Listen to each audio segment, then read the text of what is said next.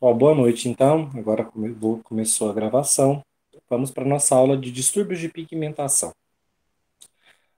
Para a gente entender distúrbios de pigmentação, nós temos que entender que nossas células, em diversos tecidos nossos, elas podem acumular pigmentos. Não só nas células, mas também no espaço extracelular, no espaço entre as células. E o que é um pigmento, gente? Um pigmento é uma substância que tem cor. Então, onde ela se acumula, ela colore o tecido.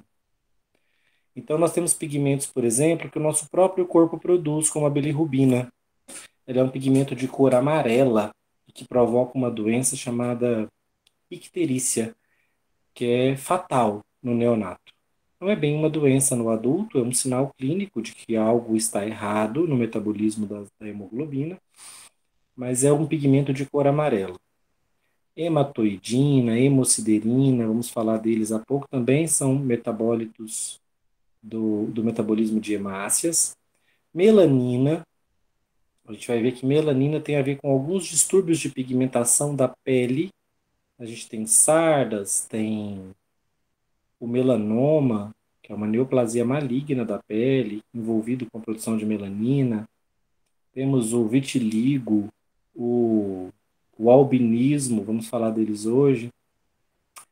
A lipofuscina e o ácido homogentícico são alguns exemplos de pigmentos que podem dar cor, por exemplo, deixar a nossa urina escura, como é o caso do ácido homogentícico.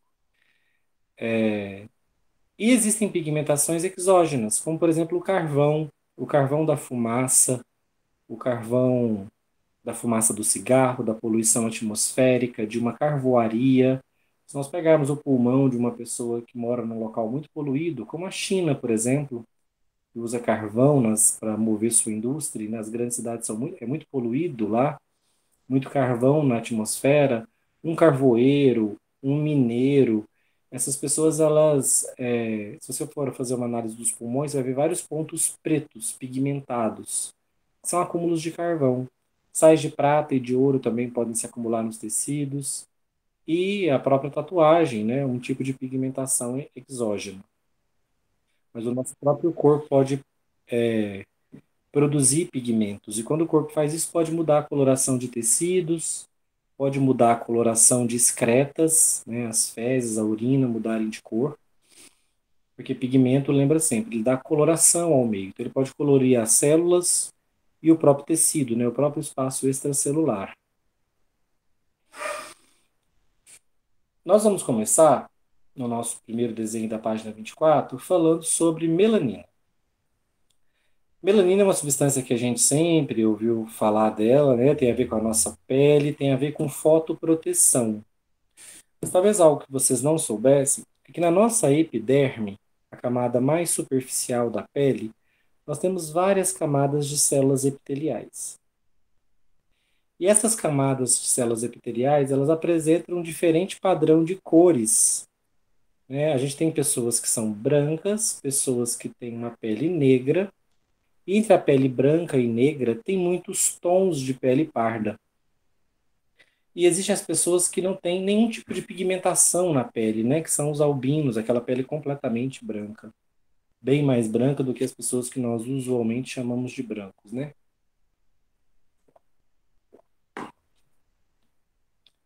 A melanina é a substância responsável por dar essa coloração.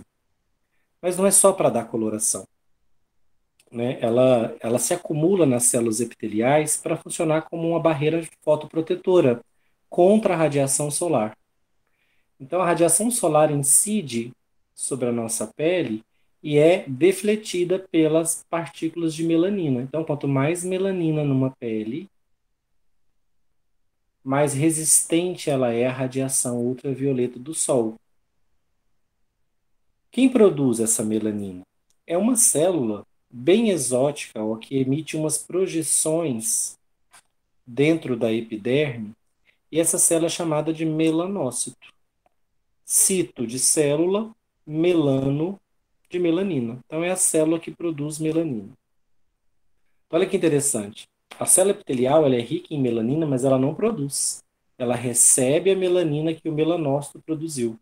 Por isso que ele tem essas projeções de membrana aqui, ó, para conseguir distribuir bem para para as células epiteliais, a melanina que ele produziu.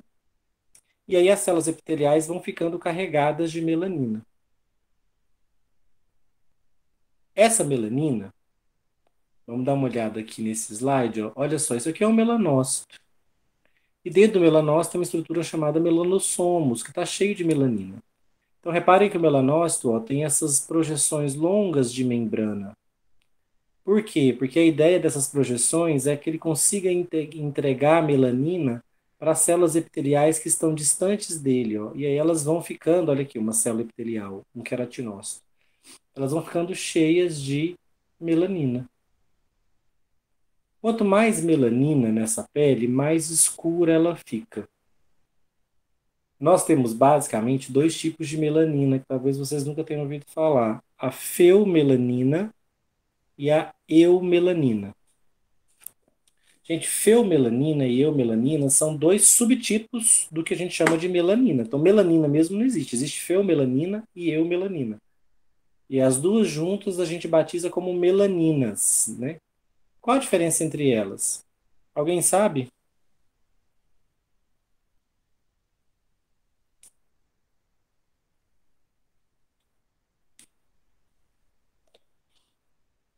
Não, gente, ninguém? Diferença entre feu e eumelanina? Não. Não, Ó, professor. a eumelanina, ela confere coloração castanho escura. Então, ela vai do castanho, vários tons de marrom até o preto. Então, quanto mais eumelanina, mais escura a pele ou o pelo. E a feomelanina, ela confere coloração avermelhada. Então, quanto mais feomelanina, mais avermelhado é o pelo, mais clara é a pele.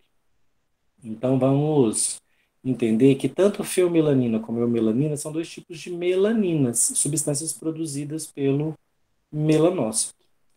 E elas vão ser distribuídas pelo melanócito para as várias camadas de células da epiderme. De onde que vem, né, a feomelanina e a eumelanina? Como é que o melanócito consegue produzi-las?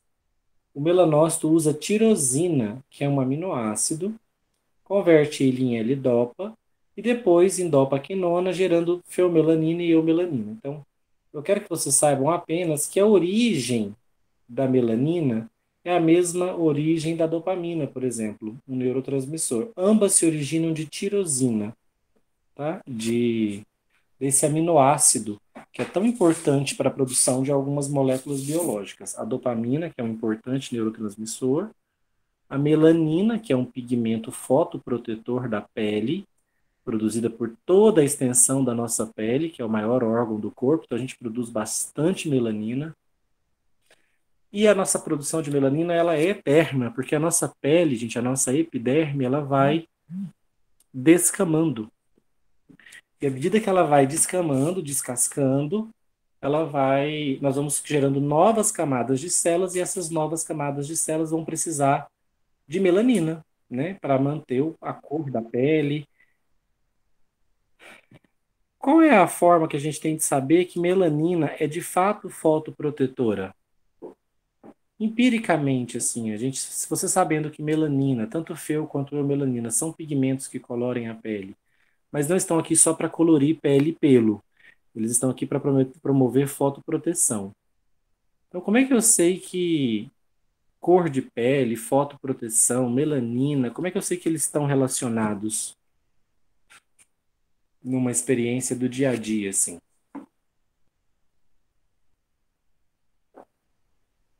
Porque as pessoas brancas queimam mais fácil? Ótimo, pode ser uma forma. As pessoas de pele branca, elas têm maior ou menor carga de melaninas aqui nas células da pele? Menor. Menor. Então, elas têm um fator de. É como se eles tivessem um fator de fotoproteção, usando aí um termo dos protetores solares, menor. Enquanto que a pele negra é uma pele muito mais carregada de melanina. Então, é uma pele com fotoproteção maior. Obviamente, como como os demais animais, a espécie humana evoluiu se adaptando ao meio onde os seres humanos vivem. Então, se você acompanhar a linha do Equador, por onde ela passa, né, que é no meio do globo terrestre, são as regiões onde a insolação é mais intensa. Então, se você olhar as populações originárias do centro da África, por onde passa a linha do Equador passa ali no deserto do Saara, né? Se você olhar as populações dessa região, eles são bem morenos, e negros, inclusive, né? Pessoas de coloração de pele mais intensa, mais negras são normalmente os africanos. Mas se você seguir a linha do Equador, ela passando pela Arábia ali, pela antiga Pérsia, hoje Irã, Iraque, essas pessoas também são morenas. Se você segue ela, vai para Índia, Sudeste Asiático ali, Indonésia, Vietnã, Malásia, as pessoas têm pele morena. Se vem para a linha do Equador aqui na região das Américas, olha ali os índios incas, né, os índios do outro lado da Cordilheira dos Andes e os indígenas brasileiros também uma coloração de pele morena. Por quê? Porque estão numa região do planeta, essas populações originárias estão em uma região do planeta que recebe bastante insolação. Então, os melanócitos dessas pessoas produzem bastante melanina para conferir fotoproteção. E os melanócitos são células muito adaptáveis. Nós mesmos, se começarmos a nos expor muito ao sol, você vai percebendo que a coloração da sua pele vai mudando gradativamente. Então, se você começa a fazer um trabalho em que você fica muitas horas ao sol, você percebe um escurecimento ou um clareamento da sua pele. Um escurecimento, porque é um acúmulo de melanina, especialmente da eumelanina, que é esse pigmento que eu falei para vocês que vai do castanho ao preto. Então, quanto mais acumulado na pele, mais castanha, mais marrom, mais preta a pele vai ficando. Até aqui vocês entenderam, gente? Melanócitos, produção de melanina, que a melanina é transferida do melanócito que a produziu para a célula epitelial. Isso acontece ao longo de toda a vida, porque essa célula epitelial que está aqui hoje, ó, amanhã ela vai estar morta aqui em cima, e ela vai descamar, e uma nova célula epitelial vem sempre vindo. Nossa pele, nossa epiderme está sempre se renovando, e o melanócito está sempre produzindo melanina para abastecer essas células. Tá certo? A pele negra é mais fotoprotegida por um maior acúmulo de melanina, mas a pele branca é adaptável, né? Então, quando ela está exposta ao sol, ela começa a produzir melanina. E por que que a evolução criou um pigmento fotoprotetor? Qual é a importância de haver fotoproteção na pele? Porque senão lesionaria todo o tecido epitelial, então não haveria reparo sem essa fotoproteção? Por que que desandaria o tecido epitelial? Ele seria Sim. muito agredido, né, pelos raios ultravioletas, então sofreria uma agressão muito forte. Queimariam com mais facilidade. Sim, né? A radiação ultravioleta do Sol e aí também a infravermelha, elas trazem calor, elas entram dentro das células, aquecem a célula e ainda por cima podem provocar mutações no material genético, o que é bastante perigoso, porque essas mutações, na melhor das hipóteses, elas matam a célula. Na pior das hipóteses, essas mutações induzidas pela radiação podem transformar ou uma célula da pele ou o próprio melanócito numa neoplasia maligna, que é o exemplo do melanoma.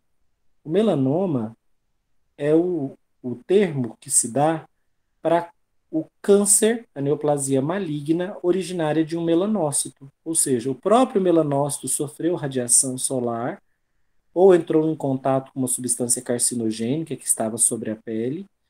Esse carcinógeno provocou mutações e o melanócito perdeu o controle sobre sua divisão celular. Ele vira uma neoplasia maligna, um câncer.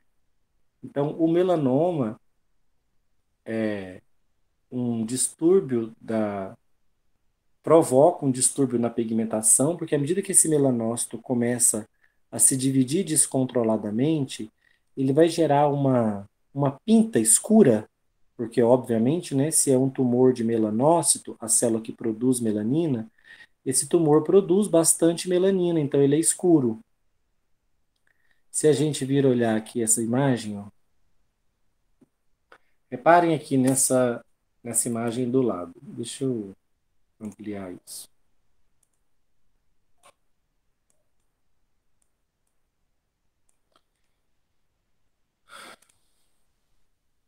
Ó, reparem que isso aqui, gente, é uma porção de pele. E aqui eu tenho um melanoma. Isso aqui são vários. Essa pele é fruto de mutações sofridas no melanócito. Ele começou a se dividir sem parar, produzir bastante melanina. E, gente, por que que isso aqui não é uma pinta comum? Ah, professor, como é que eu sei? Tem uma pinta minha aqui, eu não sei se ela é um melanoma, uma neoplasia maligna, que eu preciso tratar, fazer cirurgia, radioterapia e talvez até quimioterapia. Como é que eu sei que ela é uma pinta normal ou que ela pode vir a ser um melanoma, algo que precisa de uma abordagem terapêutica e urgente, né? Porque ela tem bordas irregulares?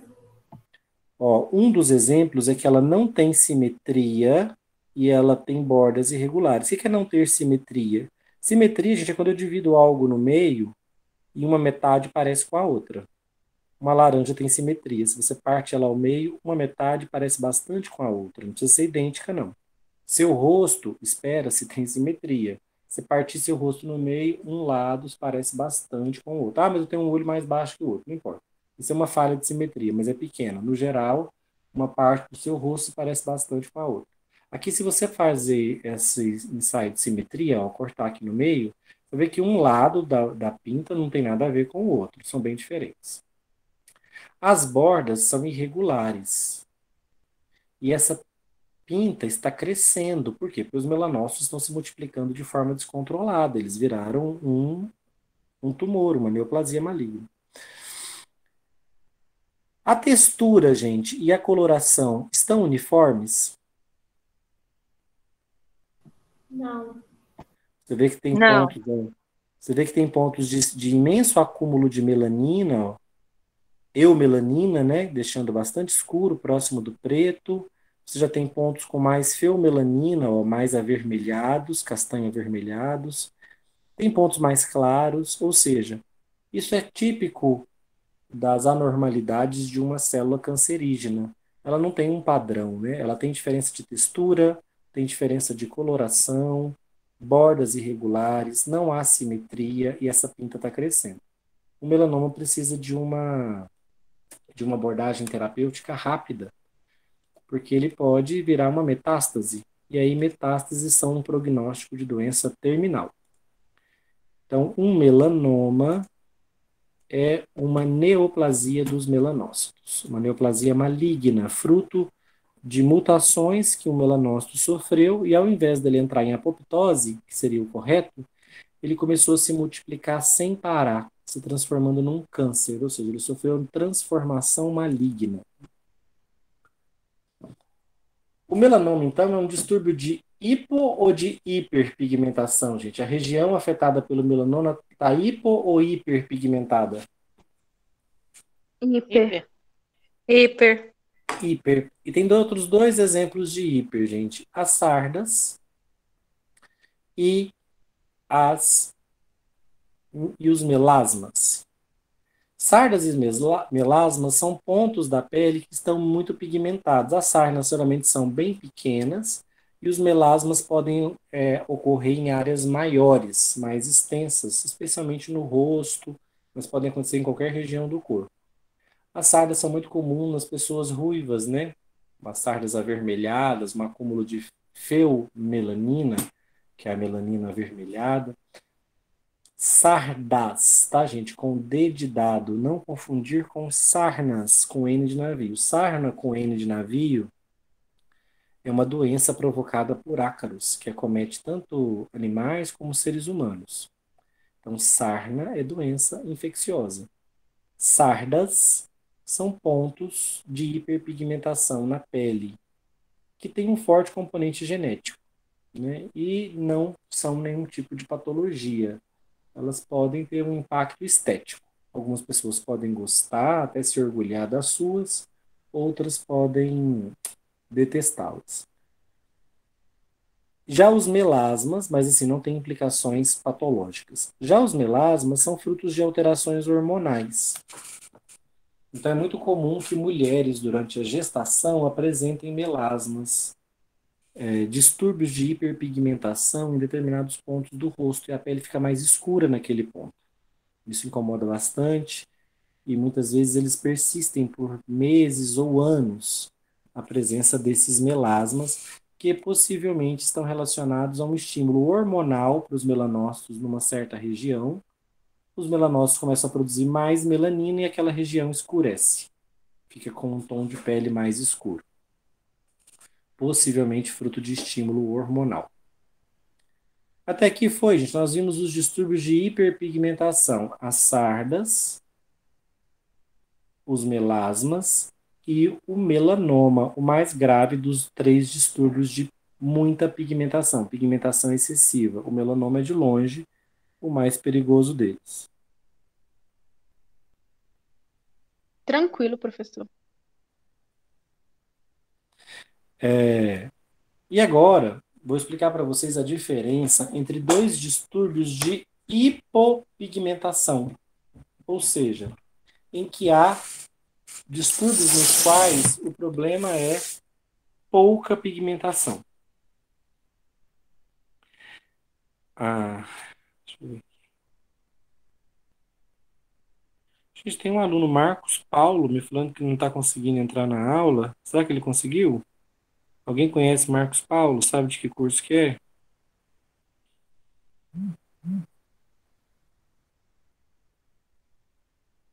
Se alguém souber, socorre o Marcos lá, que ele não conseguiu entrar, não.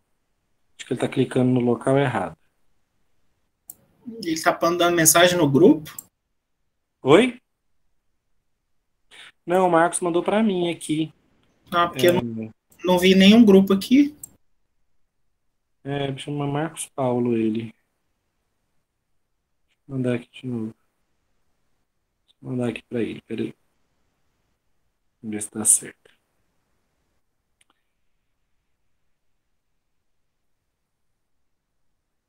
Vamos lá.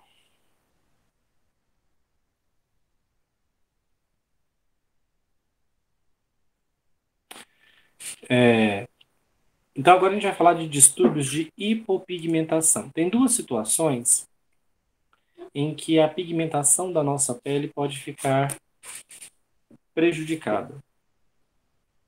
E vou começar falando do albinismo. O que aconteceu com a pessoa que é albina? Tá? Tava escrito errado aí, por isso que eu pus por cima aqui, tá, gente? Tava albinismo, é albinismo. O que aconteceu com o albino? A pessoa albina, ela nasceu com uma deficiência genética nos melanócitos. Então é importante você saber que o albino tem melanócitos. Só que ele tem pigmentação na pele, ou a pele dele é completamente despigmentada, a pele e os pelos. Despigmentada, professor. Completamente despigmentado, né? Olha aqui nosso amiguinho albino, ó. Ele é completamente despigmentado, não há coloração na pele dele, nem nos pelos, são completamente sem cor, totalmente brancos. O que aconteceu com ele? Quando a gente passa perto de um albino, é que você percebe que as pessoas que se consideram brancas estão longe de ser brancas mesmo, né? O albino é que de fato tem a pele branca e o cabelo branco totalmente despigmentados. O que está acontecendo com o albino? Os melanócitos dele, gente, embora existam, eles têm uma falha genética e não produzem melanina.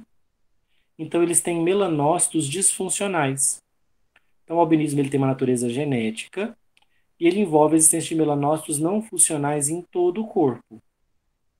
Então não existe uma pessoa que é albina nas mãos, ou nas costas, ou na cabeça, não. Você nasce com uma deficiência em toda a sua pele.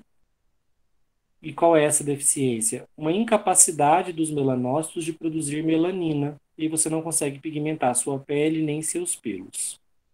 Não é fatal, mas tem implicações sociais, né? Inclusive, em algumas regiões mais tribais, mais atrasadas da África, ser albino te coloca em risco de vida, tá? Porque essas pessoas costumam ser assassinadas, usadas em rituais de magia negra. O albinismo tem todo um simbolismo lá nas populações tradicionais africanas, em algumas regiões, porque é uma população toda negra, né? Então, o indivíduo albino ali, ele fica muito exótico. E alguns lugares da África, vocês podem ver reportagens sobre isso, eles desaparecem, são encontrados mortos, são literalmente sacrificados em alguns rituais. E tem, lógico, todo o impacto social, né, na sociedade, você ser uma pessoa albina. Então tem que lembrar que é no corpo todo, que é genético e que envolve melanócitos que não produzem melanina de forma nenhuma. Aqui, se um dia nós desenvolvermos tecnologia de terapia gênica, nós vamos ser capazes de inserir o gene da melanina, que não funciona nesse melanócito, e fazer esse melanócito do albino, que não funciona, começar a produzir melanina. Então, no futuro, talvez a gente entre no terreno da farmacogenômica, né? A gente conseguir usar medicamentos que alteram a genética da célula, o genoma celular. E aí seria um exemplo de uma medicação capaz de mexer com o genoma do melanócito, do albino, e colocar esse melanócito para voltar a produzir melanina. E aí a pele dele vai pigmentar. O outro distúrbio de hipopigmentação é o vitiligo. O que acontece com o indivíduo que tem vitiligo? No vitiligo, o indivíduo tinha em uma determinada região do corpo dele melanócitos funcionais e a pele dele era pigmentada. A gente ainda não sabe por quê, porque as doenças autoimunes ainda são pouco compreendidas, mas por algum motivo, em algum momento da vida, as células de defesa, os linfócitos, começam a atacar e destruir os próprios melanócitos do corpo, da pele, num determinado ponto. Não acontece no corpo todo, acontece normalmente de forma pontual. Então reparem aqui nessa foto. Esse indivíduo, você percebe que é um homem de pele negra, mas olha o que está acontecendo. Nessas regiões onde a pele dele está clara, o que está acontecendo? O sistema imunológico, os próprios linfócitos desse indivíduo estão atacando os melanócitos nessa região e estão destruindo eles. Sem melanócitos, essa região da pele para de produzir melanina. Olha o efeito sobre a pigmentação. O vitiligo é um pouco mais discreto numa pessoa que já tem pele clara, mas numa pessoa de pele negra, olha como ele é marcante, né? Como ele é evidente. Então aqui está havendo uma destruição de melanócitos que funcionavam perfeitamente bem. Ó. Reparem que a pele era normalmente pigmentada. Os melanócitos funcionavam perfeitamente bem e produziam melanina. Mas eles começaram a ser atacados pelos linfócitos do próprio indivíduo, foram destruídos, e aí parou a produção de melanina nessa região. Sem melanina, sem coloração, sem pigmentação. E aí olha como ficaram as regiões afetadas.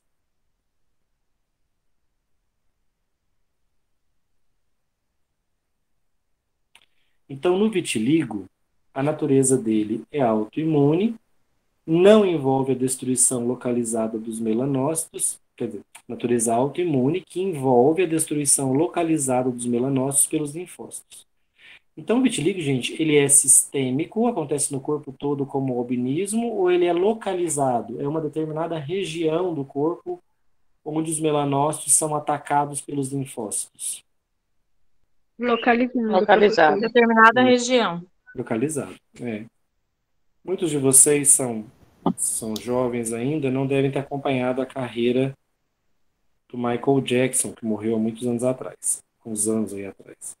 Mas foi famoso, muito famoso, lá na década de 90 afora. Michael Jackson era um homem negro. Professor, Oi. Oi. é igual aquela doença que ela ataca a célula, me fugiu o nome aqui agora, que é uma doença autoimune também, vou tentar lembrar o nome que tá falando. Temos É várias uma doenças. síndrome de alguma coisa? Temos várias doenças Que a autoimunes. pessoa vai perdendo as forças. Esclerose múltipla, talvez. A esclerose múltipla é autoimune. O lúpus Não é é essa não. Vou autoimune. tentar lembrar o nome. Atual. É a síndrome de Lambarré, não? Pode ser também. Tem várias doenças autoimunológicas. As distrofias musculares, todas. Isso o quê? Distrofia muscular? A síndrome de Guillain-Barré, ela é uma síndrome que ela é o sistema imune que ataca ele por si só, né? Que a pessoa vai perdendo as forças, essas coisas. Como que é? Me explica um pouquinho dela. Depois a gente fala da síndrome de Guillain-Barré, só para a gente não sair disso daqui, porque nós vamos falar de doenças autoimunes ainda. Mas isso é típico de todas as doenças autoimunes. Você só tem que ver a estrutura que ela vai atacar. Então, por exemplo, na diabetes do tipo 1, os linfócitos atacam as células do pâncreas que produzem insulina. Aí eu paro de produzir insulina. Nas distrofias musculares, na esclerose múltipla, algumas terminações nervosas, os nervos são atacados e a pessoa perde o controle sobre os movimentos. Então, nós temos várias síndromes autoimunes. No lúpus eritematoso, o sistema imunológico ataca o próprio tecido conjuntivo. Em Guillain-Barré, que você citou, também vão ser os nervos periféricos que vão ser atacados. Então, nós temos uma série de doenças autoimunes. Elas sempre atacam alguma coisa. No vitiligo, elas estão atacando e destruindo os melanócitos. Aqui é possível ter cura também no dia que nós dominarmos a tecnologia de terapia celular. Aí eu posso ir para laboratório, desenvolver melanócitos funcionais e devolver para a pele desse paciente, nas regiões onde ela perdeu os melanócitos. Então, nesse indivíduo aqui, ó, eu teria que produzir melanócitos, estimular o desenvolvimento de melanócitos dele em laboratório e conseguir inserir esses melanócitos de volta nessa epiderme aqui, para ver se os melanócitos voltam a produzir melanina, corrigindo essa falha de pigmentação. Então, esses são alguns dos distúrbios de pigmentação que nós temos. Nossa, a energia aqui quase acabou. Aqui acabou. Acabou? Aqui piscou. Então, vamos lá. Caso acabe também, viu, gente? Calma, não temos o grupo mais. Se eu sumir aí é porque acabou a energia. Vamos lá. Olha aqui, ó. Feomelanina, só para vocês conhecerem, tá? O pelo escuro, o pelo preto, ele tem 99% de eumelanina. E 1% só de feomelanina. Olha como é diferente no ruivo. O ruivo é o que mais tem feomelanina. 33% do pelo, das células que formaram o pelo, tinham feomelanina. E só 67% eumelanina. Já o cabelo loiro, ele tem 95% de eumelanina e 5% de feomelanina. Então, basta eu variar as concentrações de substâncias que eu tenho diferenças marcantes na cor dos cabelos. E também tenho diferenças marcantes nos tons de pele. Basicamente, a culpa desse rapaz aqui vai depender do tipo de melanina que ele produz mais, se é mais feomelanina ou se é mais eumelanina, e a combinação delas é que vai dar o nosso tom de pele. Então, isso está marcado geneticamente no nosso melanócito.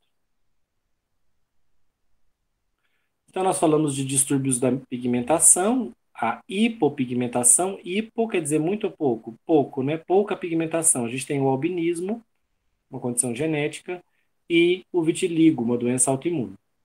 Na hiperpigmentação melânica, ou seja, muita pigmentação, eu tenho o preocupante melanoma, isso aqui pode me matar, pode sofrer metástases, né, cair na minha corrente sanguínea, essas células tumorais irem parar em outro órgão, eu já tenho uma doença terminal.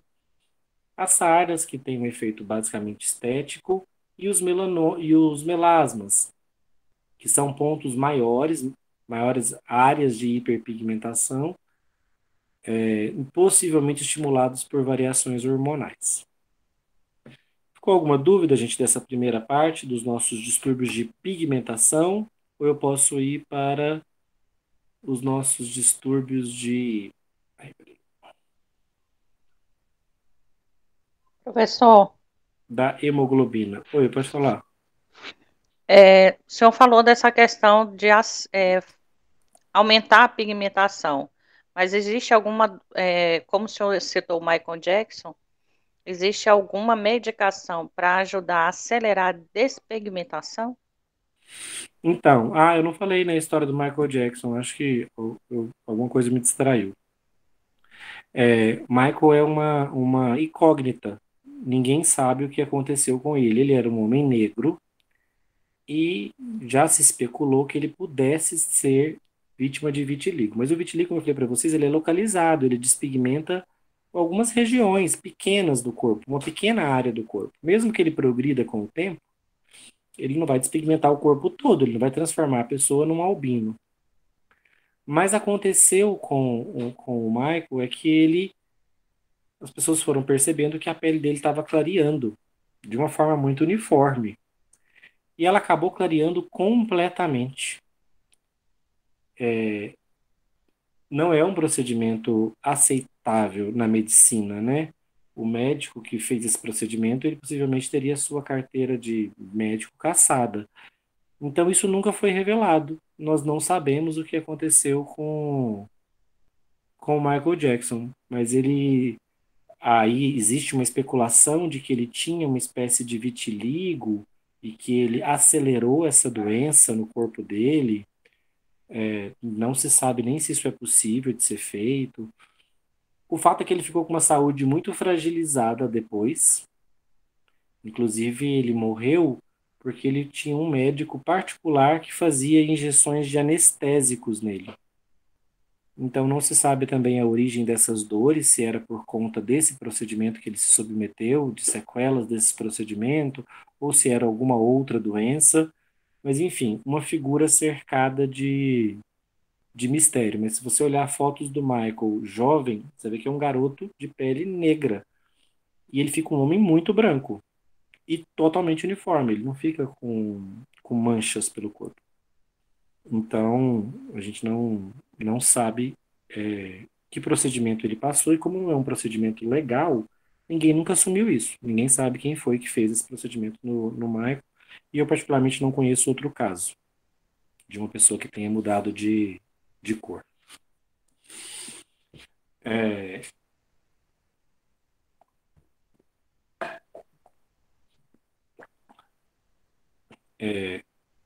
Outro distúrbio de pigmentação.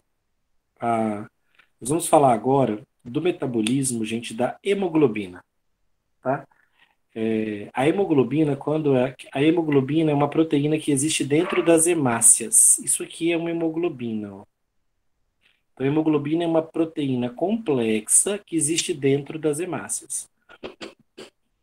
E hemácias, né, pelo amor de Deus, são as células vermelhas do sangue. Alguém sabe dizer qual é a função de uma hemácia? Tem tudo a ver com a hemoglobina.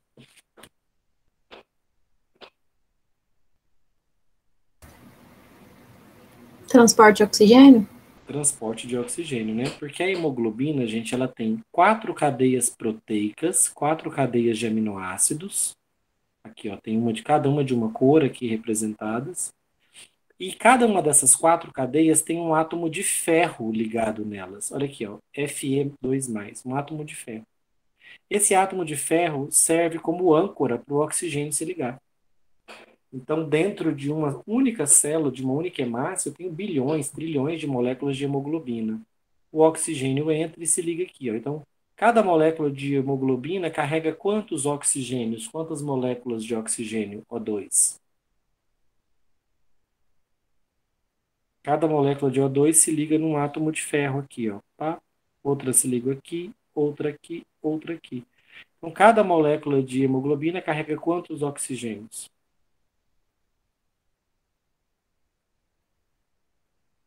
4, né? 4 oxigênios moleculares. Professor, e se dentro da minha hemácia eu tenho 1 bilhão de hemoglobinas? Eu vou carregar 4 bilhões, cada hemácia minha vai carregar 4 bilhões de átomos de oxigênio. Não é esse o número, não, é até maior. É só para vocês terem uma noção de que a hemácia, na verdade, é uma célula nucleada e dentro dela o que tem em grande quantidade é a proteína hemoglobina. A hemácia é uma célula que evoluiu para se encher de hemoglobina e conseguir transportar o máximo de oxigênio para os tecidos. E aí, ó, como eu disse para vocês, a hemoglobina é uma proteína diferente. Ela se liga ao ferro. E quando ela se liga ao ferro, essa porção da proteína que se liga ao ferro, eu chamo de M, tá? Então, quantos M's tem numa molécula de hemoglobina? Onde a proteína se liga no átomo de ferro. Quantos M's? Quantas dessas estruturas eu encontro em uma única molécula de hemoglobina?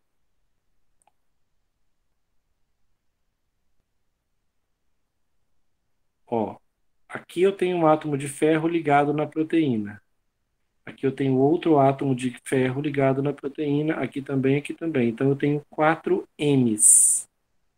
Quero que vocês lembrem que M é só o nome que ganha a região da hemoglobina onde o ferro está ligado nos aminoácidos. Porque cada uma dessas coloridas aqui ó, é uma cadeia de aminoácidos, é uma proteína. Onde o ferro se liga nessa proteína eu chamo de M. Então vamos lá.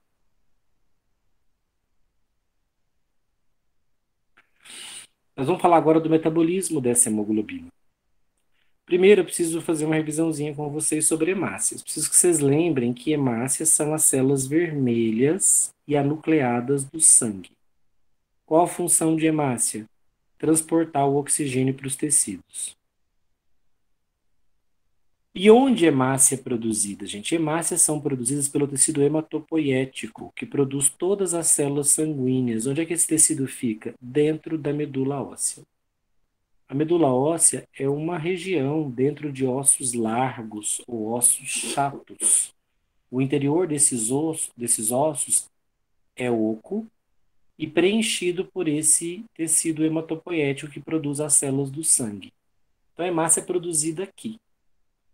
Só que as hemácias têm uma particularidade. Elas envelhecem porque elas não têm núcleo e elas precisam ser recicladas a cada 120 dias. De 100 em 120 dias, olha que trabalheira, as hemácias do nosso corpo são totalmente recicladas. Alguém faz uma pesquisinha aí no Google, quantidade de hemácias no corpo humano. Alguém consegue fazer para mim? Consegue fazer, Vitório? Só para vocês terem uma noção de números.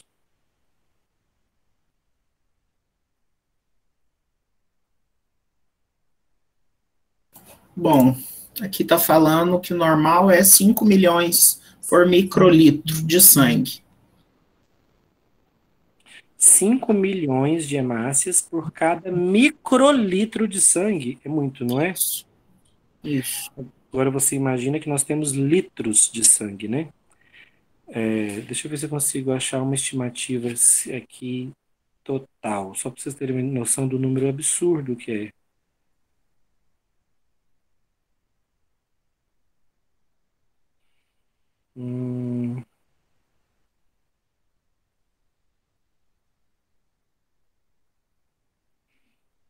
Acho que não vou achar, não.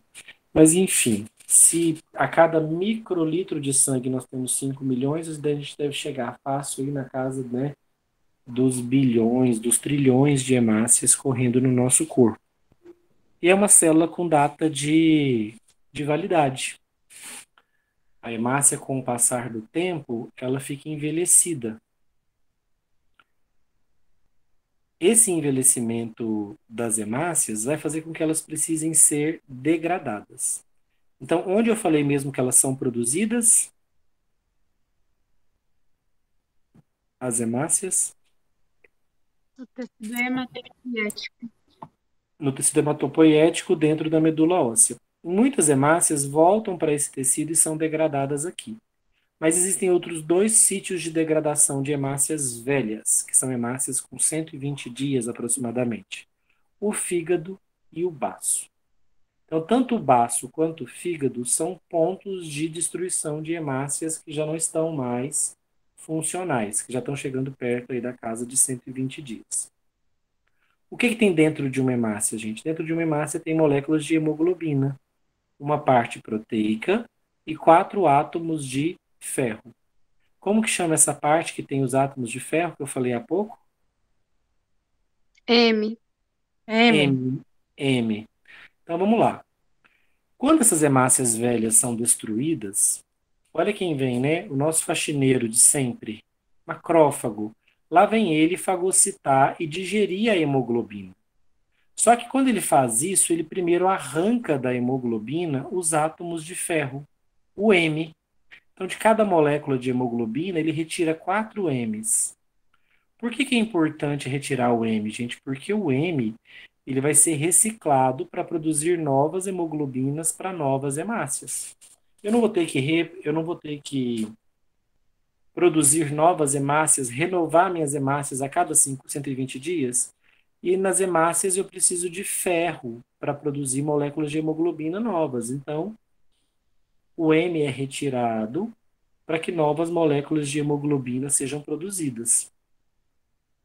O que sobra, gente, a parte proteica, é excreta. O que é excreta? O que sobra, que é a parte proteica apenas, é excreta. É o que a gente chama de biliverdina, porque ela é um pigmento de cor verde. Porque a hemoglobina, quando ela está ligada em átomos de ferro, ela é vermelha.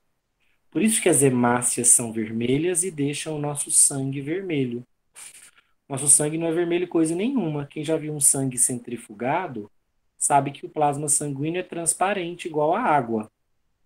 O que deixa o sangue vermelho é o grande número de hemácias. E por que uma hemácia é vermelha? Porque dentro dela existe hemoglobina, que é um pigmento vermelho. Porque os átomos de ferro, quando estão ligados em oxigênio, eles emitem a cor vermelha, o que deixa o nosso sangue vermelho intenso.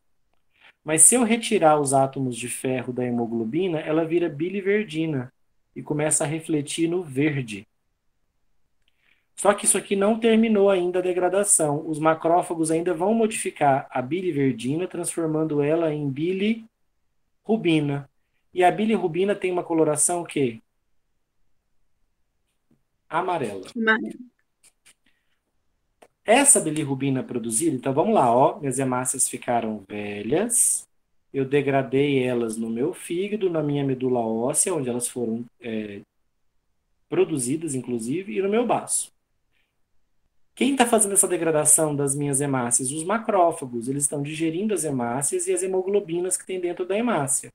Eles retiram o ferro para ser reutilizado, o M. O que sobra, que é a parte proteica, é a biliverdina, que é verde. Eles continuam digerindo a biliverdina e ela vira bilirrubina, que é amarela. Essa bilirrubina, a gente vai para o sistema circulatório e quem retira ela do sangue e joga fora do corpo é esse órgão aqui. Quem é esse cara? O fígado. O fígado. Então, o fígado, ele ao mesmo tempo que ele é um dos responsáveis por digerir a hemoglobina, gerando bilirrubina, mas ele também é o responsável por jogar fora toda a bilirrubina produzida no corpo. Então, eu digeri algumas hemoglobinas aqui no baço. Lança a bilirrubina no sangue. Quando o sangue passar pelo fígado, o fígado vai tirar essa bilirrubina e jogar no intestino. Então, o que o fígado faz? Ele lança a bilirrubina no intestino.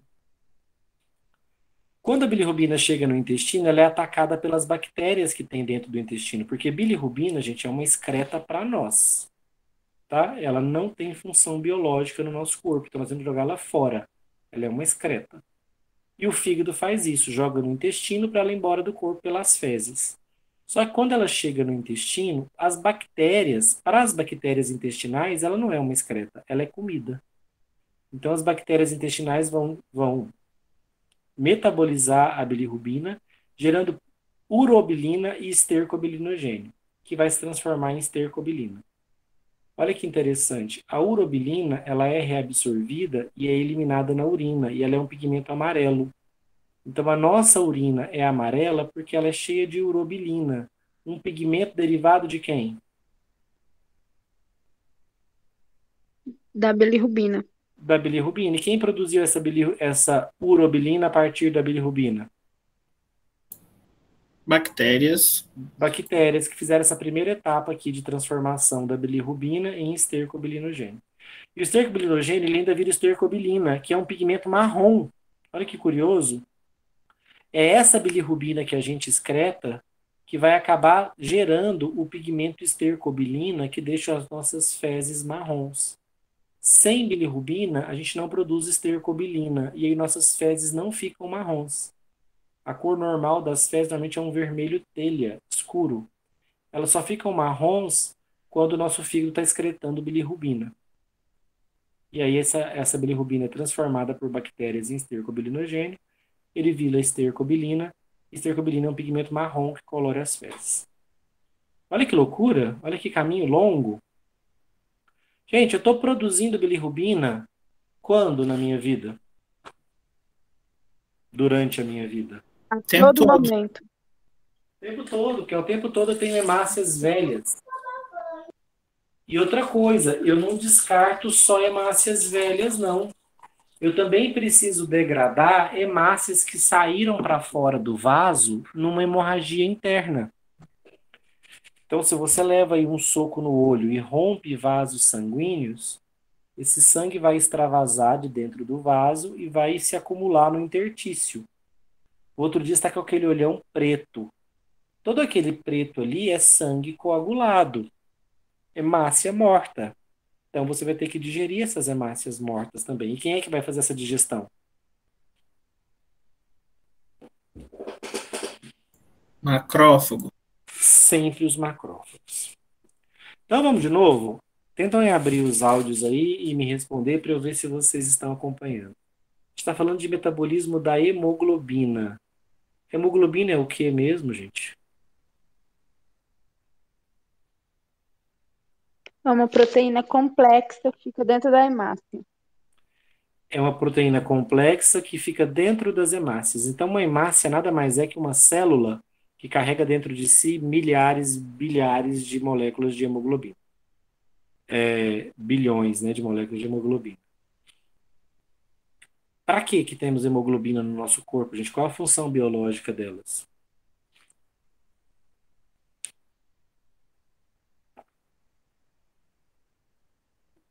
Transporte de oxigênio?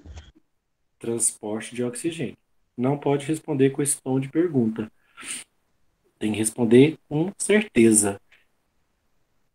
Hemoglobinas transportam oxigênio, porque elas contêm átomos de ferro na sua estrutura, nos quais o oxigênio se liga. Quando a gente fala que uma hemácia transporta oxigênio, quem está carregando o oxigênio de fato lá dentro da hemácia é a hemoglobina. E as hemoglobinas são proteínas especiais, né, porque elas têm átomos de ferro, e esses átomos de ferro, a estrutura gerada para ligar eles numa proteína, aqui se chama heme. Então, quando eu vou digerir hemácias velhas, eu estou digerindo, na verdade, o conteúdo da hemácia, que é um conteúdo rico em hemoglobinas. E essas hemoglobinas são digeridas por macrófagos. E aí o macrófago vai fazer o que com essa hemoglobina? Vai arrancar dela o heme, para ele ser reaproveitado. Afinal de contas, eu vou ter que produzir hemácias novas hemoglobinas. O que sobra é biliverdina, a parte proteica, que tem pigmentação verde. Depois, os macrófagos continuam fagocitando e eu gero bilirrubina. Essa bilirrubina fica ali no local ou ela vai para o sangue? Ela vai para o sangue. E quem é que vai tirar essa bilirrubina, que é uma excreta, ou seja, uma substância inútil, que não tem utilidade para o corpo? Quem vai tirar ela do sangue é o fígado e excreta ela na bile, no intestino. Aqui ela vai embora para as fezes. Mas aqui ainda acontece mais coisa. Quando a bilirrubina chega no intestino, as bactérias convertem ela em pigmentos que colorem a urina e as fezes. Qual é o pigmento que dá cor amarela à urina e que veio da bilirrubina? Urobilina. Urobilina. E qual é o pigmento que dá cor marrom às fezes e que também veio da bilirrubina? Estercobilina. Estercobilina. E quem fez essa metabolização da bilirrubina em urobilina e estercobilina? Foram os macrófagos ainda? Não, as bactérias. As bactérias do intestino. Isso aqui já está acontecendo dentro do intestino, não tem macrófago aqui não. Macrófago acontece no corpo, né? Quando eu estou digerindo as hemácias. Quem faz isso é macrófago mesmo. Até aqui foi, gente? Alguma dúvida? Tranquilo, professor. Olha essa figura aqui, ó. Quando você leva uma pancada, aquela região fica logo, logo bem vermelha. Por que tá vermelha, gente? Porque os vasos estouraram. E tá saindo hemácias de dentro desses vasos. Você tá tendo uma hemorragia interna. E as hemácias, quando elas estão oxigenadas, elas têm a cor vermelha. Como é que vai estar essa região onde você levou a pancada no dia seguinte? Qual a coloração? Roxo. Roxo, empretejado, né? Arroxeado, preto. Por que tá dessa cor, gente? É porque a hemácia que estava viva ontem, no momento que eu sofri a lesão e ela tinha acabado de sair do vaso, ela estava viva, oxigenada, então ela estava na cor vermelha. A mesma cor do sangue, afinal de contas, ela que dá cor ao sangue. Só que no dia seguinte, essa hemácia fora do vaso já morreu. Essa célula morta, desoxigenada, ela tem coloração preta, escura, roxo, preto, arroxeado, preto. Por que tá ficando verde aqui, gente, depois? E depois amarelo?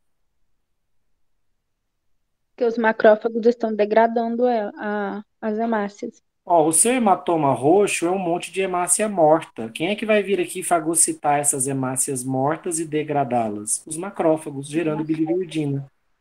Por isso que fica esverdeado. Depois eles continuam metabolizando a biliverdina em bilirrubina. E aí vai ficando amarelado, castanho, dourado no final. E esse amarelo depois some. Por que a bilirrubina some aqui da pele?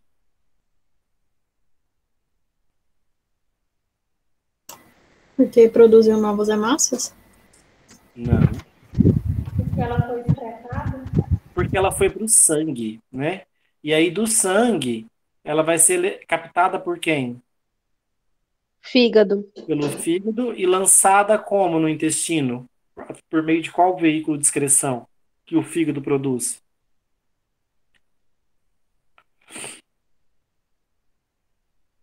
O fígado A bile? produz a bile, né? Então, a bile é uma solução digestiva para digerir gorduras, mas o fígado se aproveita e joga fora, junto na bile, excretas também. Entre elas, talvez a principal, a bilirrubina. E as bactérias vão usar essa bilirrubina para gerar pigmentos para a urina e para as fezes. Então não é por acaso que a nossa urina é amarela e que as nossas fezes são marrons. Ok?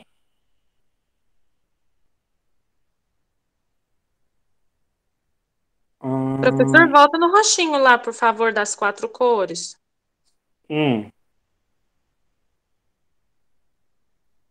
Ó, então, você acabou de sofrer a lesão, as hemácias estão oxigenadas, elas acabaram de sair do vaso, né? Do vaso que rompeu. Elas ficam presas no interstício, mas ainda estão vivas, vermelhas. No dia seguinte, elas morreram, estão pretas. Aí, se os macrófagos vêm fagocitar elas, transformam a hemoglobina em biliverdina, que é verde. Depois, biliverdina em bilirrubina, que é amarela. E aí, essa bilirrubina amarela vai para o sangue e é captada pelo fígado e jogada fora no intestino.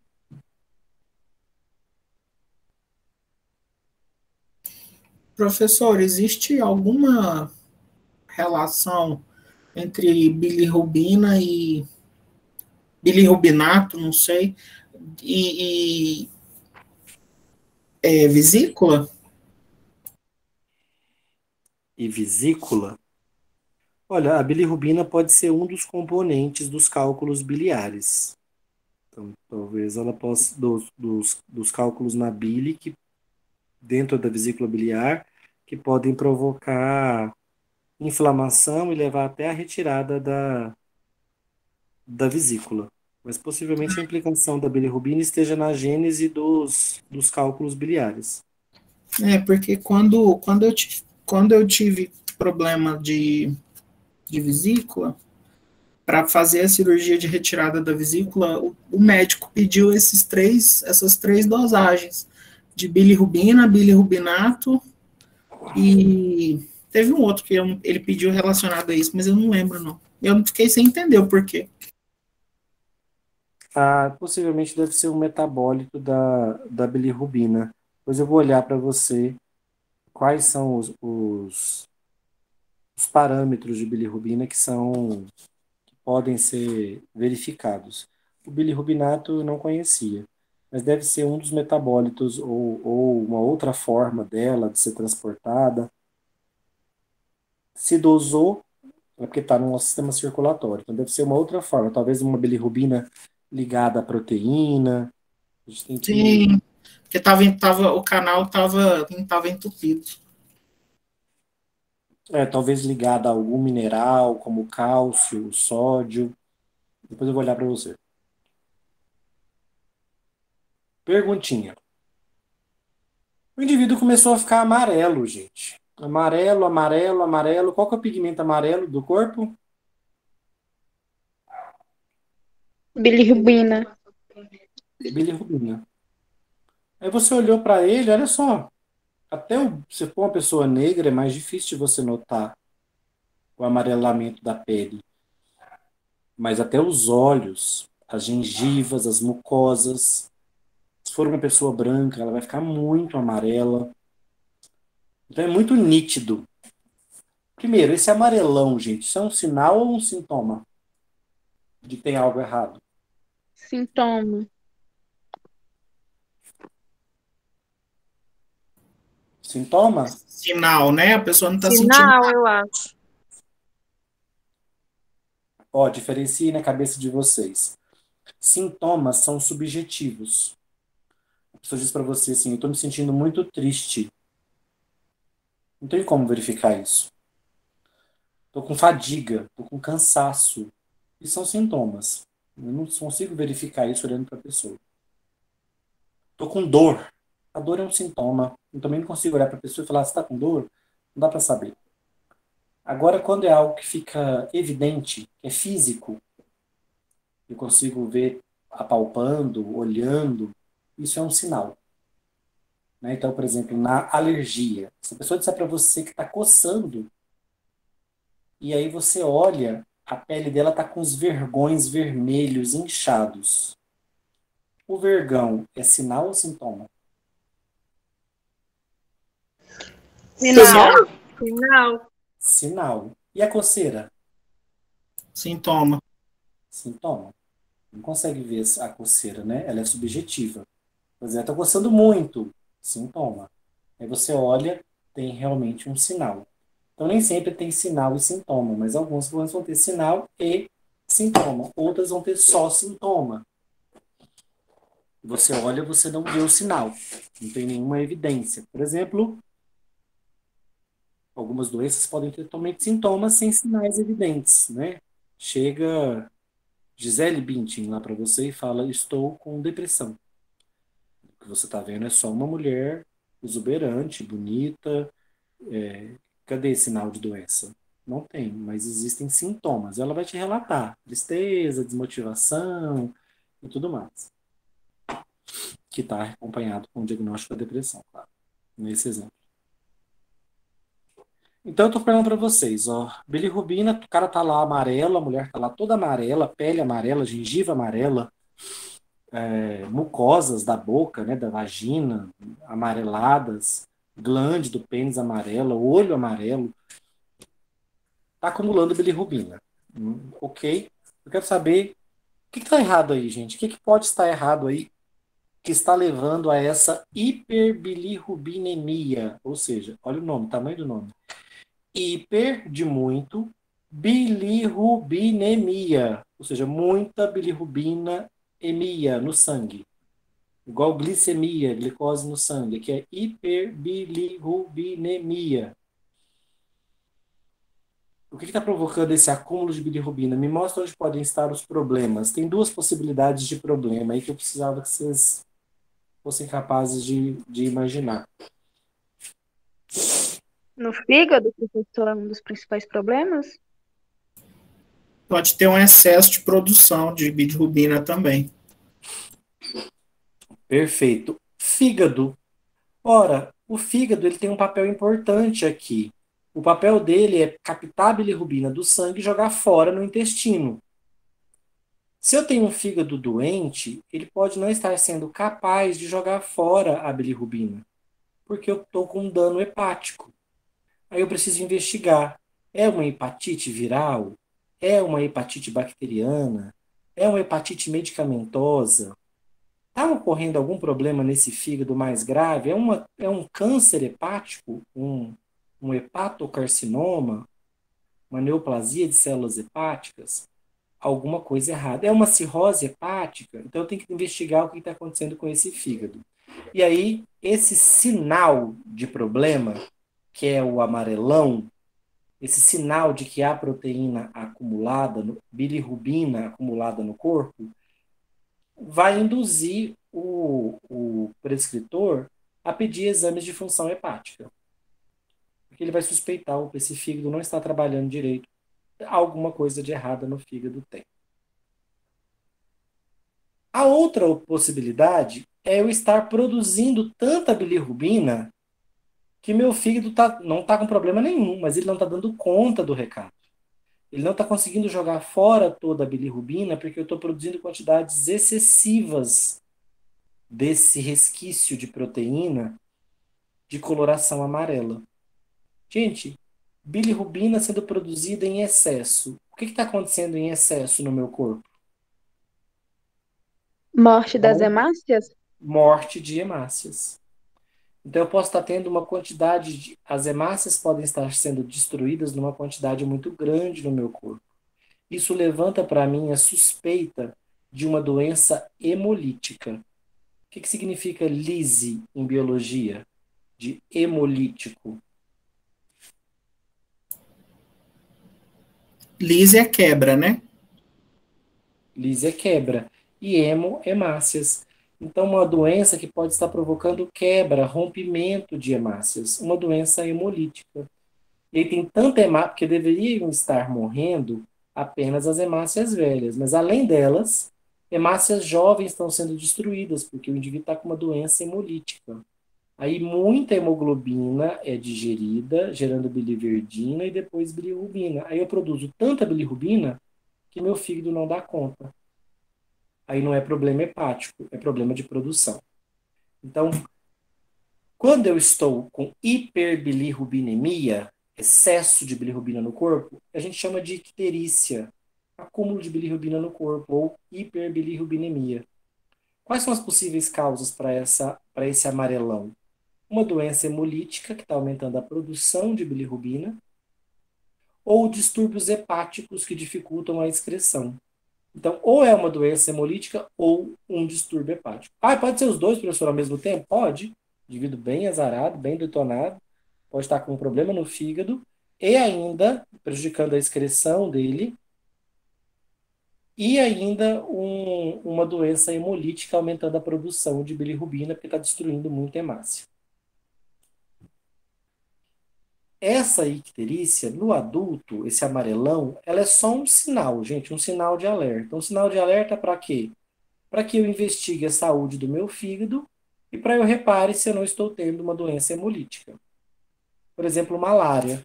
Malária destrói célula sanguínea, é uma doença hemolítica.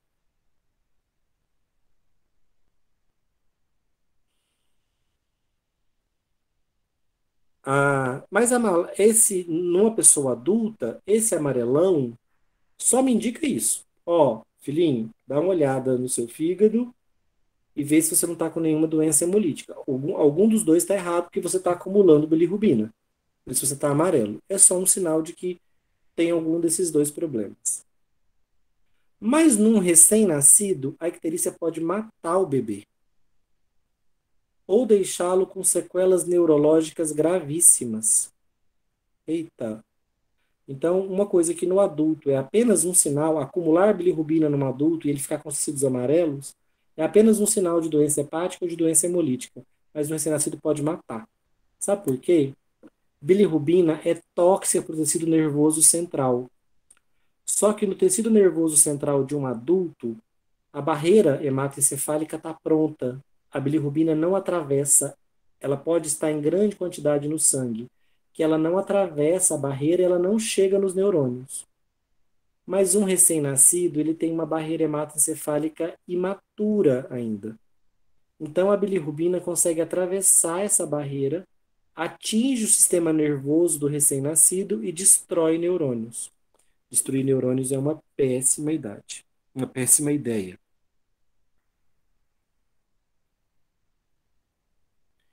Então vamos lá. Como é que eu resolvo esse problema? A gente não pode ter icterícia num bebê, né? Num recém-nascido. Isso está claro para vocês. Enquanto ele está no útero da mãe, a mãe trata de excretar essa bilirrubina para ele. Mas depois que ele nasce, ele tem que fazer isso sozinho. E por algum motivo ele não está fazendo, né? Porque ele está ficando amarelinho. Como é que a gente trata? Acho que alguém já falou. Com fotossensibilidade? É isso o nome?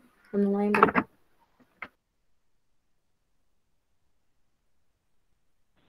Fototerapia.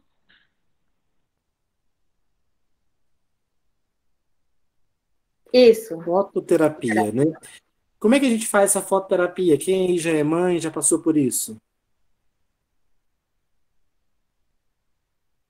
Coloca o bebê na luz, peladinho. Coloca na luz, né? Na luz artificial ou na luz solar? Artificial. Olha, eles recomendam normalmente que você coloque a criança uns minutinhos ali, 10 minutinhos, exposto à luz do sol. Do sol mesmo, já peladinho ali, perto da janela, pode ser até indireta, sem roupa para sofrer o máximo de radiação solar possível.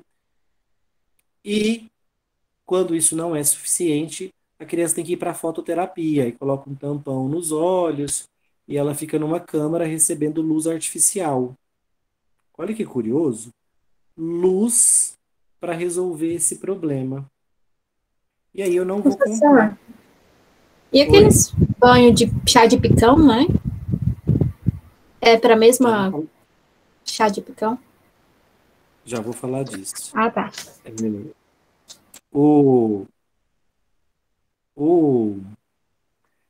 Antes de eu falar do chá de picão, quero que vocês eu vou querer que vocês pesquisem, não vou entregar isso de graça. O que acontece com a luz? O que luz faz de luz como tratamento? Que coisa mais mágica, né?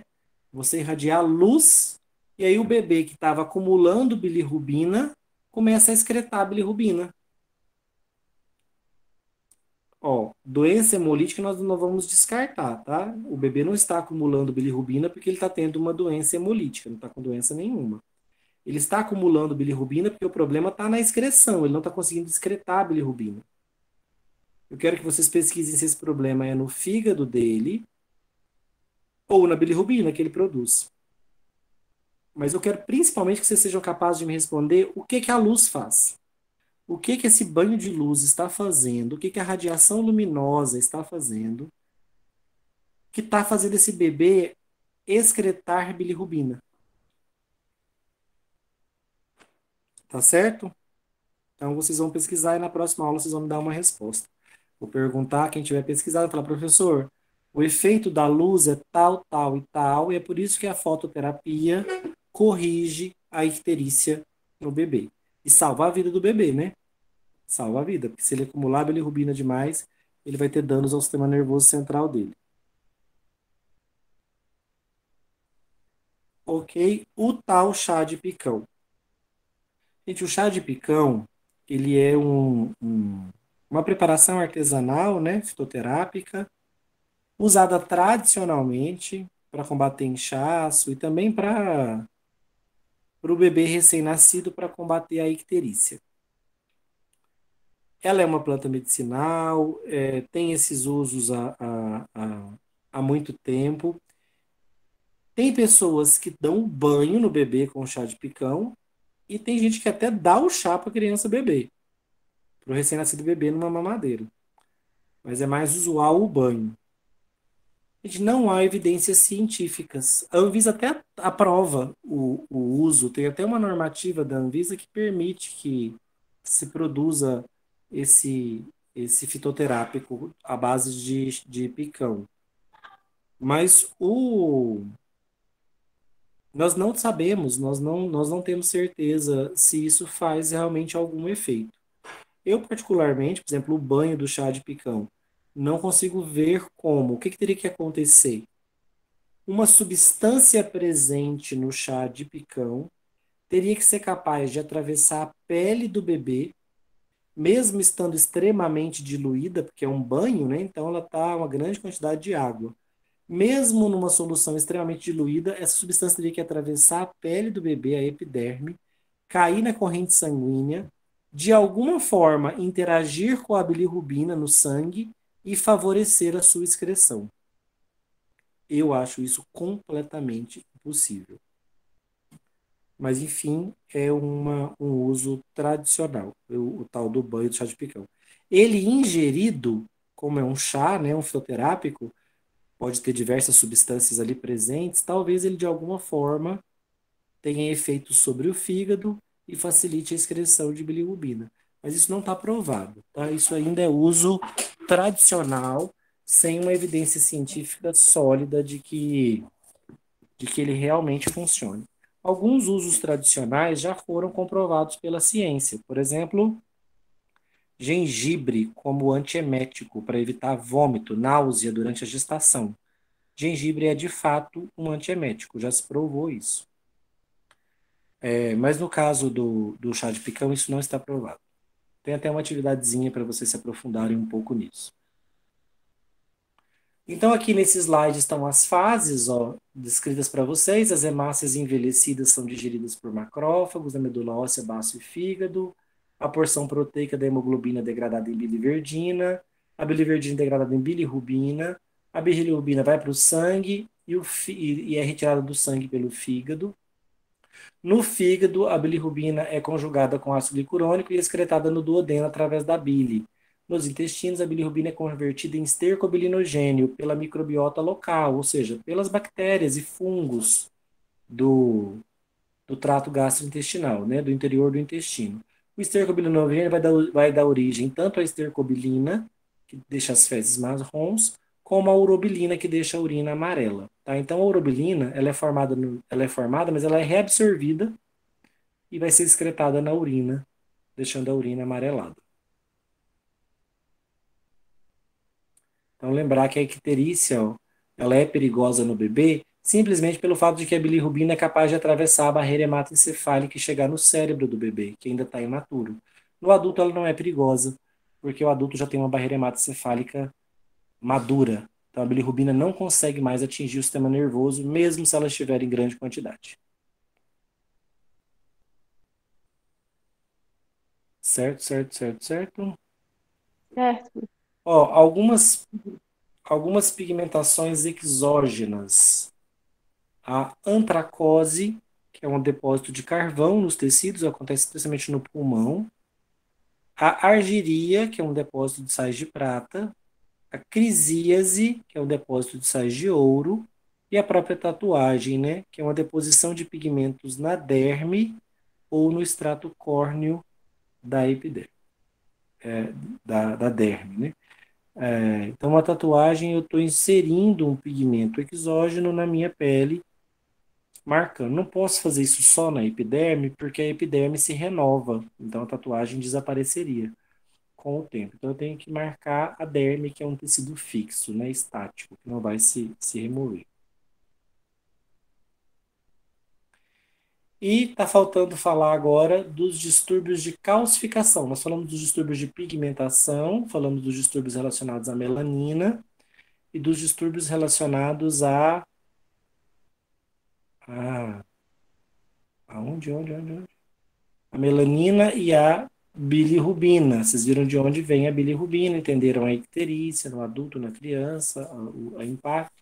Lembrem de pesquisar o que a fototerapia faz mecanisticamente, o que ela faz que ela permite que o bebê comece a excretar a bilirrubina.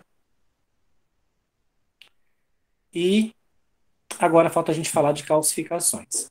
Eu ia dar um intervalinho, mas não vou dar não, a gente termina 10 minutos mais cedo ao invés de dar o intervalo, que isso aqui é bem simples, as calcificações. Gente, calcificar é acumular cálcio em um tecido. Cálcio, o mineral cálcio em um tecido. Nós temos um tecido que já é naturalmente calcificado. Que tecido que é esse? Que tem a sua matriz extracelular naturalmente calcificada, acumulando cálcio. Os ossos? Os ossos. E qual que é a característica mais óbvia dos ossos?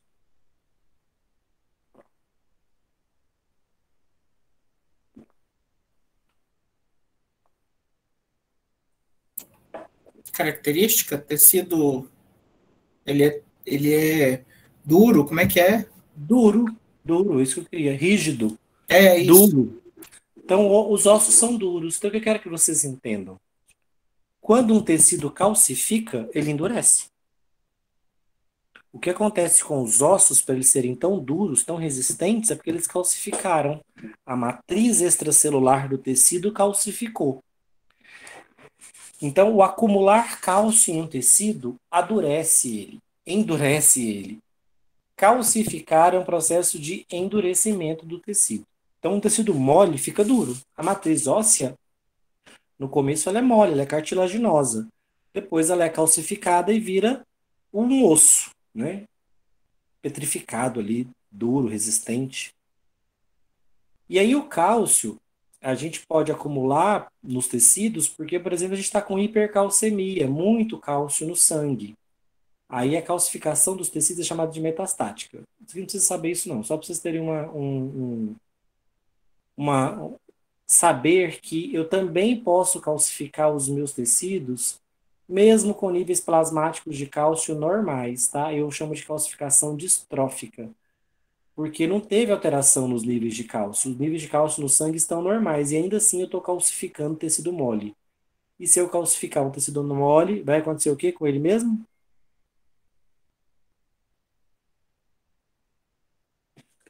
Duro, O que rígido. acontece? Ele vai ficar duro. É muito comum, gente, que pontos inflamados, com o passar do tempo, regiões cronicamente inflamadas, com o passar do tempo, elas comecem a acumular cálcio e endureçam. Então, olha aqui, ó. Existe uma patologia que nós vamos estudar em detalhe, vocês já até fizeram o desenho dela, chamada aterosclerose. É a principal causa de morte do mundo, nos principais países do mundo, inclusive no Brasil. O que é essa aterosclerose tão temida? É um acúmulo de colesterol na parede dos vasos sanguíneos, especialmente das artérias do coração. Então, eu acumulo gordura, acumulo colesterol na parede do vaso, começa um processo inflamatório e cálcio pode migrar para essa região e calcificar a parede do vaso, formando uma placa dura. No desenho que vocês fizeram, eu representei aqui o ateroma. Olha as células da parede do vaso e aqui a camada de células musculares do vaso. Reparem que o colesterol, LDL, ele penetra na parede do vaso e se acumula aqui na parede, formando um bolsão inflamado. Vem vários macrófagos aqui para a região, ó. Há um processo inflamatório, e essa inflamação, esse ateroma, uma placa de gordura inflamada na parede do vaso sanguíneo, ela pode calcificar. E se ela calcificar, a parede do vaso fica dura, tá? O vaso não consegue mais contrair e relaxar normalmente nesse ponto. E essa placa pode ser tão grande e pesada que ela pode fechar o vaso. Ela pode pesar e fechar o vaso. Então, pode haver um acúmulo de cálcio aqui. O que aconteceu para ter gordura acumulada na parede de um vaso, meu Deus? Que absurdo isso, né? Por que gordura foi parar, colesterol, lipídio, foi parar na parede do meu vaso? Nós vamos ter uma aula no semestre que vem, no bimestre que vem, depois da nossa primeira VA, sobre distúrbios da circulação.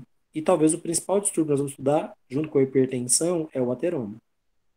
E aí então nós vamos ver detalhadamente como é que um ateroma se forma. Tem até vídeo. Vai ter até vídeo nessa aula para nós. Então, parede dos vasos. Olha que curioso, gente. Tá vendo que num raio-x, os raios mostram as estruturas ósseas bem claras, né? Bem nitidamente. Olha que bonito aqui. esse húmero aqui, o osso do braço, conectado aqui aos ossos, articulado aqui com os ossos do ombro. E aqui, gente, para ligar o húmero, o osso do braço, com o osso do ombro, há um tendão, né? Na verdade, há um ligamento, né, que liga um osso no outro. E um tendão que vai ligar um osso no músculo. O músculo aqui do braço, como é que ele se chama? O mais importante dos músculos do braço.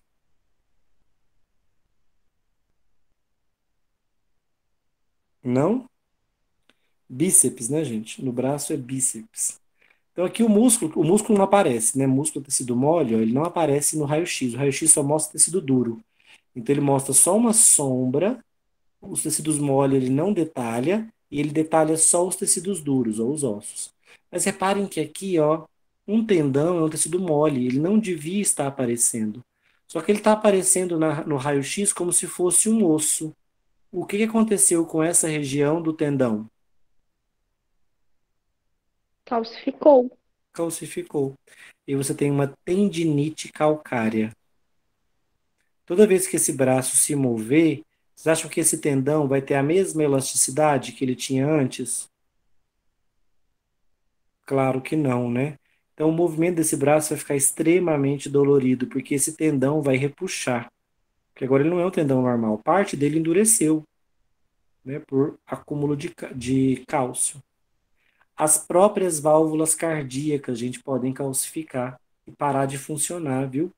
Que vai exigir uma cirurgia para a troca das válvulas cardíacas, uma chamada estenose mitral. Então, eu posso ter um acúmulo de cálcio numa válvula cardíaca, deixando ela endurecida, na parede de um vaso, calcificando um ateroma, num tendão, gerando uma tendinite calcária. Então, vários tecidos moles podem acumular, ó, podem calcificar. Outros dois pontos de calcificação, para a gente poder finalizar, outros dois importantes pontos de calcificação, é o acúmulo de cálcio em vísceras ocas. O rim tem aqui a chamada pelve renal, que é uma tubulação oca que parte dos rins e se transforma no ureter. Então é uma cavidade dentro do rim. Se você começa a secretar uma urina muito rica em cálcio, os cristais de cálcio podem começar a se formar. Inicialmente bem pequenos, mas aí mais cristais de cálcio, ureia, outros componentes da urina vão se juntando e esses cristais de cálcio vão ficando maiores, cada vez maiores. São chamados cálculos renais. Eventualmente, um cálculo desse pode se desprender da pelve e começar a escorrer pelo ureter em direção à bexiga. Só que o ureter é uma tubulação fina para conduzir apenas urina. Quando desce uma estrutura sólida aqui, ó, ela pressiona as paredes do ureter. Isso causa uma dor excruciante na pessoa, até que essa pedra chega na vesícula, na bexiga. Quando chega na bexiga, a pessoa tem um alívio momentâneo, mas depois ela vai voltar a sofrer, porque depois essa pedra vai entrar na uretra e vai ter que percorrer toda a uretra até sair do corpo, até ser expelida. Então esse processo é muito excruciante. Tem pessoas que têm muitos cálculos, muitos acúmulos de cálcio, formando cálculos renais, e ela vai soltando esses cálculos aos poucos. Eles vão se desprendendo aleatoriamente aqui da pelve. E a pessoa sofre bastante e sentir muita dor. O que nós temos de tratamento disponível hoje para isso daqui? Tem aquela eterna recomendação, né? Bebam muita água, mantenham-se hidratados para fazer uma urina bem diluída, porque uma urina bastante diluída tem menos chance de precipitar cristais de cálcio. Uma urina mais concentrada é mais fácil precipitar cristais de cálcio e começar a formar os cálculos. Então beba muita água. Isso é uma recomendação, mas que nem todo mundo consegue seguir.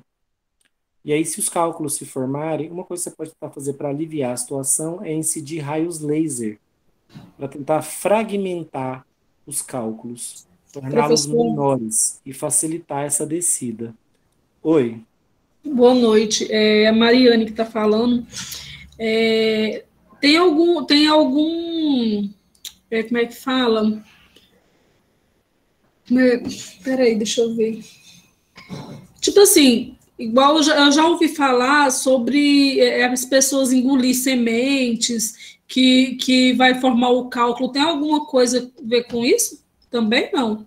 Ou o cálculo é formado só pela a hipercalcemia? Só pelo acúmulo de cristais de cálcio. Essa coisa da semente, pelo que entendi, a pessoa está achando que uma semente estaria na circulação sanguínea, é isso? E seria filtrada, cairia aqui no rim e formaria um cálculo? Assim, eu já ouvi pessoas falar sobre essas coisas, né, de semente e tal. Aí eu ficava imaginando como é que essa semente ia parar dentro do rim. Mas... Impossível, né? Ela Pois teria é. ela teria que ser absorvida no intestino inteira, cair uma semente na sua circulação sanguínea, que seria uma aberração, e ainda chegar no rim, ser filtrada por uma estrutura que é muito menor que qualquer semente, que é o néfron, e aí cair aqui no rim e começar a formar um cálculo. Não, isso aqui é uma urina concentrada, com pouca água e muito cálcio. Aí o cálcio se agrega e forma um pequeno cristal, e esse cristal vai crescendo com o tempo. Ele vai ganhando tamanho, aderido aqui na pelve renal. Um dia ele vai se soltar e vai descer pela corrente, pelo ureter, depois chega na bexiga, da bexiga ele desce pela uretra até sair do corpo. Então a pessoa sofre com esse cálculo duas vezes. Primeiro, para ele fazer o caminho, vocês devem estar lembrando do sistema urinário, né? Deixa eu ver aqui. Aí, professor, tem uma sobrinha minha que ela estava com a bochecha dela, assim, cada dia que passava vinha aumentando o tamanho, sabe? Aí um médico, a gente foi, diagnosticou que era um câncer, e acabou que era um cálculozinho eu esqueci o local, mas sei que estava aumentando a bochecha dela, era um cálculo. Que esse cálculo é formado por cálcio também? Não, não é possível que seja um cálculo. Talvez esteja havendo um erro de terminologia. É mais provável que ela tenha tido um nódulo que cresceu nessa bochecha, mas um cálculo não, um acúmulo de cálcio na bochecha não. Um Não. nódulo, possivelmente um nódulo, pode ter tido um abscesso, mas Não, no dia o médico falou para mim que era um cálculozinho de não sei quantos centímetros. Que ele me falou foi isso. não, ele deve ter usado um termo equivocado, talvez ele quis dizer nódulo. Um nódulo de alguns centímetros, que um nódulo é um aglomerado de células. Então, ela deve ter tido um nódulozinho na bochecha, as células foram se multiplicando, é como se fosse um tumor benigno. Um tipo de... Entendi. E aí deve ter sido nódulo, ele usou um termo ruim aí para falar. Ó, aqui um exemplo de aparelho reprodutor masculino, só para vocês lembrarem, ó, aqui o cálculo ele vai descer da pelve renal, vai descer pelo ureter, aqui a pessoa está gritando de dor, ó. Aí chega na bexiga. Agora que ele chega aqui, você pode dar a sorte dele se dissolver na urina. Mas se não acontecer, ele vai entrar pela uretra, vai atravessar toda a uretra, que no caso é um homem, na hora que sair pela ponta do pênis é que ele vai sentir o alívio. Mas durante esses dois momentos, tanto a descida da uretra como a descida do ureter são extremamente dolorosos. E aí o raio laser é usado como uma tentativa de diminuir o tamanho desses cálculos, que as pessoas normalmente chamam de pedras, né? E eliminá-los. Um outro líquido biológico que pode calcificar, a urina aqui está calcificando, né? Um outro líquido biológico que pode formar cristais de cálcio misturados com bilirrubina, com sais biliares, é a própria bile. Então, se a bile estiver muito rica em cálcio, bilirrubina, ela pode acumular esses cristais e começar a formar pequenos cálculos que com o tempo vão aumentando de tamanho. E eu posso formar vários cálculos aqui na bile. Esses cálculos eles podem gerar um processo inflamatório na minha vesícula, me obrigando a retirar a vesícula, aí eu não consigo mais armazenar a bile. Mas eles têm uma outra implicação que pode ser fatal. Esses cálculos, gente, eles podem escorrer pelo ducto biliar e parar, como esse aqui parou. Ó. O problema é que esse canal que leva a bile para o intestino é o mesmo canal que traz o suco pancreático. Então, se ele ficar entupido, o suco pancreático fica retido no pâncreas. Você não vai conseguir digerir nada, porque o suco pancreático é o suco que digere todos os alimentos, os grupos de macromoléculas. E pior, tá? Pode acontecer de que as enzimas do suco pancreático presas no pâncreas comecem a digerir o próprio pâncreas. E aí você tem uma pancreatite fulminante por conta dessa obstrução, né? Um dano massivo ao seu pâncreas, que é um órgão pequeno e muito para lá de vital, porque tem várias funções biológicas vitais, entre elas a digestão, entre elas a produção de hormônios importantes para o nosso metabolismo energético. Então, os cálculos biliares têm esse complicador. É perigoso deixar uma vesícula cheia de cálculos, porque um dia eles podem descer e obstruir o canal que transporta bile e que transporta também o suco pancreático para o duodeno, aqui para o intestino. E se essa obstrução acontecer, o acúmulo do suco pancreático no pâncreas pode ser fatal. Tá? Ele pode começar a digestão do pâncreas. Esses são os cálculos biliares. Se a gente pegar o cálculo biliar e o cálculo renal e for estudar, você já vê que os dois são acúmulos de cálcio, são cristais de cálcio. E aqui, o que mais que tem além de cálcio? Substâncias que normalmente a gente encontra na urina. Outros minerais, ureia, que são substâncias creatinina, que são substâncias presentes na urina que vão ajudar a formar esse cálculo, precipitando aqui junto com o cálcio. Aqui eu vou ver componentes da bile nesse cálculo, né? Vou ver sais biliares, vou ver bilirrubina, lecitina, substâncias que são excretadas na bile aqui no intestino fino. Ok, gente, com as calcificações, nós não vamos detalhar muito aqui a aterosclerose, nós vamos voltar nesse desenho lá na frente para a gente falar de aterosclerose de forma mais detalhada. E os cálculos biliares e renais, que são acúmulos de cálcio dentro de vísceras ocas. Alguma dúvida sobre os cálculos, como é que trata? A calcificação de tendões, calcificação de parede de vaso. Lembrar que calcificar endurece um tecido mole. E endurece tanto que ele até aparece numa radiografia, ó, como se fosse uma espécie de tecido ósseo.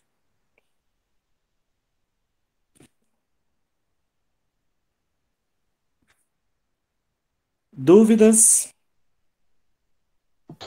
Professor, igual quando, por exemplo, tem algumas pessoas que têm a axila mais escura, isso pode ser uma produção a mais de melanina naquele local?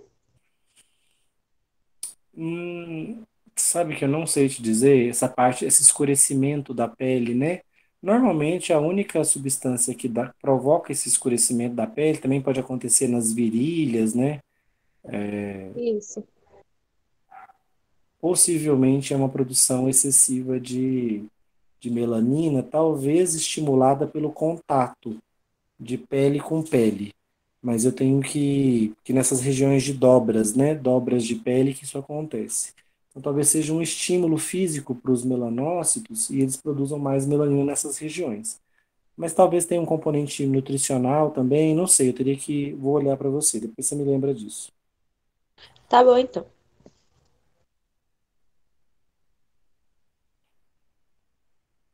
Tá? Gente, como a gente está sem grupo agora, tá? Quem chegou aí depois, relembrando,